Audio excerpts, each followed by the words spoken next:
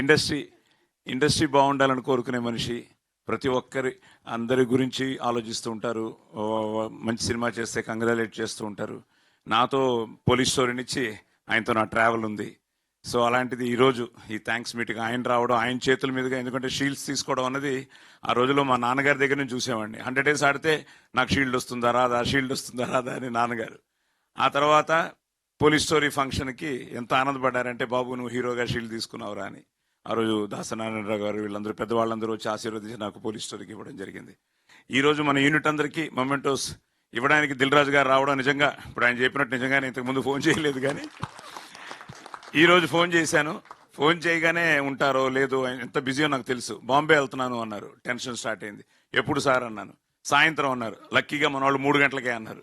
sir 3 గంటలకే sir, మీరు వచ్చి షీల్డ్స్ ఇచ్చి ఒక బాబుని ఆశీర్వదించి టీంని అభినందించి మీరు బాంబే వెళ్ళండి సార్ అడగగానే వచ్చినందుకు ఫస్ట్ మనం అందరం కలిసి దిల్ రాజు గారికి పెద్ద థ్యాంక్స్ చెప్తూ ఆయనకి సార్